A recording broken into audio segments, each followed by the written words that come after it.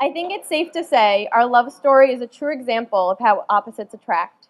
Because somehow in fourth grade, the short brunette playing kickball, the tall blonde choreographing dance routines, and the new girl around town with the really cool school supplies and hidden dance moves all became friends, then best friends, and 17 years later, inseparable. After a decade of all our craziness, you met Jake, and our love story only got better and a bit more prone to injury. But we wouldn't have it any other way. Now, since today you guys said your vows, it's only fair that we say ours to you. Kristen and I take you both, our lawful best friends, to have, to hold, and carry through the streets of San Gennaro clam bars and through the streets of Astoria. For better, for worse, which might have been that time I accidentally dyed Kiki's hair black. Or earmuffs at table one, that time when we finished that bottle of blue liquor in Kristen's basement.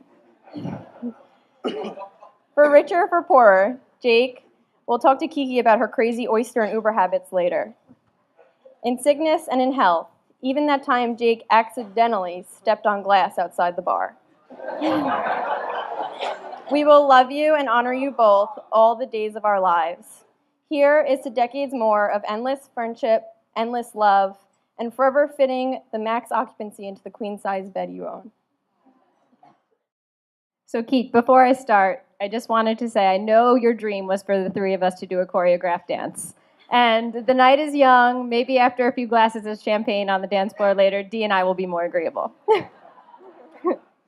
For those of you who don't know me, I'm Kristen, and I am one of Kirsten's maids of honor. Deanna and I have been best friends with Kirsten since fourth grade. Our friendship from there only grew stronger as we experienced the Dr. Grip pens and glitter hair gel fads. I remember talking about our weddings and what they would be like back in elementary school. But it's amazing to think that we're standing here 17 years later, watching one of our best friends meet the man of her dreams and marry him. Even though I went to one high school and Dee and Keek went to another one, we all became even closer as we grew into adults. We all went to different colleges and would video chat when we could, but our friendship still continued to be as strong as ever. I can remember in college when Kiki set up a late-night video chat so she could excitedly tell us all about Jake, and I could feel her enthusiasm through the screen. For a while there, Jake, I may have been a little protective of Kiki because she is one of our best friends, but I realize now that as her husband, you are her best friend too. Nothing makes me happier than knowing how happy you make her and how much she loves you. I can't think of a better man for my best friend, and in turn, I am happy to have gained another best friend in you too. Kiki and I always hoped that who we were with one day would become friends, and that's exactly what's happened. And it's so nice when all of us are together. Our friendship is truly special. Marriage lets you annoy one special person for the rest of your life. I'll let that one sink in. So Jake, we know that keeping Kiki happy is key, and I thought I would let you in on some secrets, some of which you already know, on how to make my girl happy after being her best friend for 17 years. Compliment her even when she has a tag sticking out of her pants or her skirt. Make her pasta. It will do for any meal, even breakfast. Have nights on the couch where you cuddle with her and Winnie, but don't feed him pretzels, just her. Surprise her with lobster, linguine with clams, or eggplant parm, and she will be in the best mood for weeks. Take her on sushi dates, even after you've been married for a few years, and get her edamame, and maybe she will eventually pronounce it correctly. Keek, it's edamame. Learn the phrase, "Yes, dear, here is a glass of wine," or have some of her favorites from Single Cut ready. Bake her blueberry muffins or brownies when she wants a sweet treat. Yes, she's going to lick the spoon. If it's really a bad day, tell her she looks like Taylor Swift, and it will turn around. Act out Dancing with the Stars with her, even if it feels like you're more so having a wrestling match instead. Watch Desperate Housewives, Kardashians, or The Bachelorette at least once in a while. And don't worry, Jake, we'll try and get her more into watching football. But most important, Jake, you have such a special way of not sweating the small stuff and making Kiki smile when she's upset or needs a laugh, and that's one of the things I love the most about you. Your personality is contagious, and you spread happiness and laughter everywhere you go. I know that your life together will be nothing but smiles, laughter, and love always. If everyone would raise their glass now and join us in congratulating the beautiful bride and handsome groom. Congratulations, we love you both. To Kiki and Jake forever.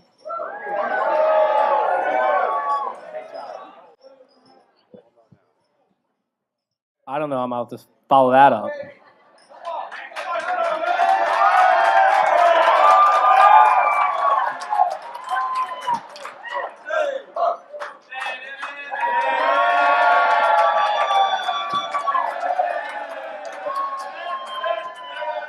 Let me start off by saying what everyone's thinking in this room. Kiki, you look incredible tonight. Congrats, Jake. You're a lucky man today. Our story all started in kindergarten. Well, technically, Jake's second year of kindergarten. That's a tough grade. Was it the nabs, the coloring? I'm not really sure. That's neither here nor there.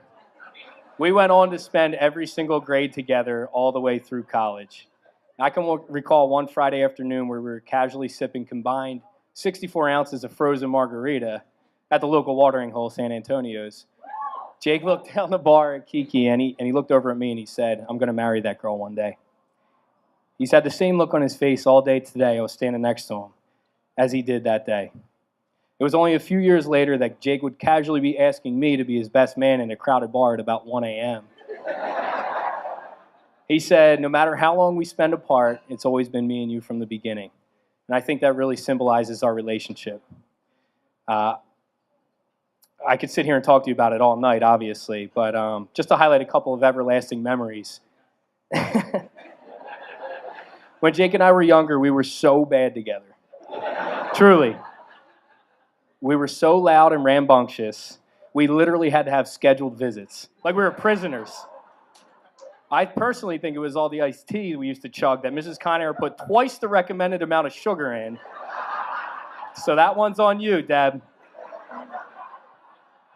The years went by, and we were starting able to hang out without parental supervision, which I'm sure was rushed. We did what any mature preteens would do and started stealing. We decided it was a good idea to take the chrome caps off of any car tires we could spot with them and design them with our bikes, obviously, until the neighborhood kids caught wind of what we were doing, did the same and got caught by the police, ratted us out, which then my mom made me give back all the chromies to all the houses I stole them from. That was a little awkward. Jake was always the smarter one. He threw his into the woods. And side note, my cufflinks tonight are chromey cufflinks that Jake got me as a gift. As soon as we were considered adults, we did what any mature 18 or 19-year-old kid would do and got matching tattoos. Jake, show everybody yours.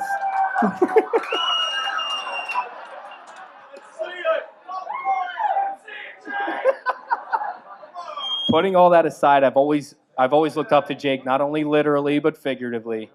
He's the closest thing I've ever had to an older brother. And as we were growing up, if Jake had the new Mizuno baseball glove, I had to have the same one. Jake played shortstop. I needed to try shortstop. Jake was going to Bishop Eustace. Now I was going to Bishop Eustace. Jake went to Catholic University. Yes, you guessed it. I went there too. Jake was getting married. Speaking of which... Nah, I'm just kidding. Sorry, sweetheart. And mom, for that matter. I wouldn't steal your thunder like that, like I did on your 21st birthday. He literally had to carry me out of the bar on his 21st.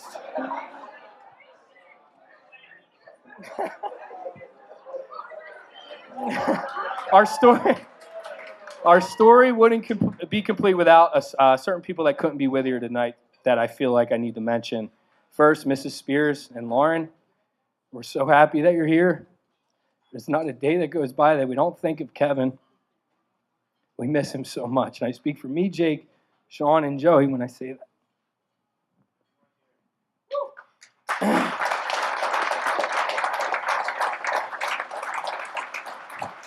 Mrs. Carr and Sean, the same goes for you guys. Mr. Carr is dearly missed.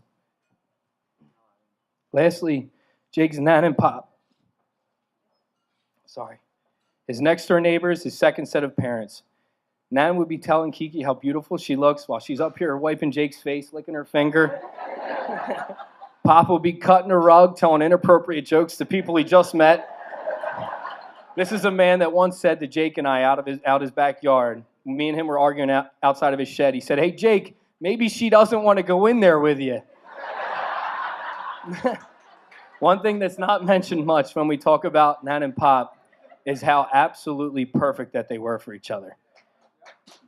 They loved each other so very much, and you really didn't need to be an expert to see that. It's the same type of love that Mr. and Mrs. Conair have had for each other for over 30 years of marriage, and it's the same love I wish you both for the rest of your lives, because it's the kind that will build a very strong foundation for you and your future family. I love you both with all my heart and wish you nothing but the best.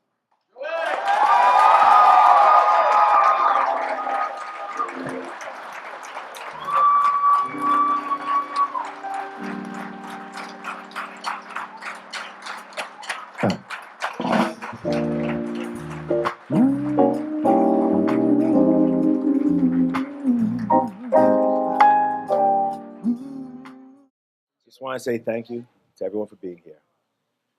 I know half of you, not half of you, but some of you came from England, long trips, from far countries away. All right, I really appreciate you guys, what you did to be here to enjoy Kiki and Jake's wedding. My baby, I love you. From the times in Green Pond, where you were so small, you would kiss my nose. And we blew bubbles, and you grew up, and you went to college, and you called me, because my baby and I are very close. Daddy's little girl, you know that cliche. And she'd call me and tell me about Jake. And I'd be listening to her on the phone, and I'm like, this is different. And then we went down D.C. to meet Jake. We're going down, and my wife's in the car with me. She goes, I don't know why, but I feel like we're meeting our future son-in-law. And we get down there, and we don't meet Jake because he's in class and he didn't want to cut it. So the next time we meet Jake, and Jake is an amazing young man, and we're so happy to have him in our family. Thank you, son, for being part of my family.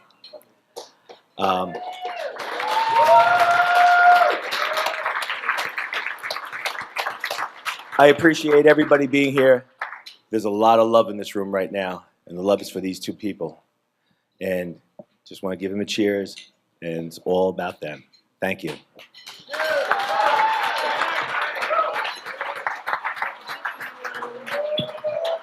Ladies and gentlemen, please enjoy your cake and coffee. We'll return in just a few moments. The party is by no means over.